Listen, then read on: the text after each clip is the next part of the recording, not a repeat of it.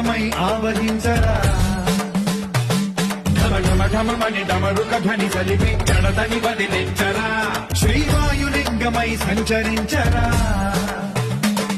అణువణువున తన తనువున నిలిచి చలనమే కలిగించరా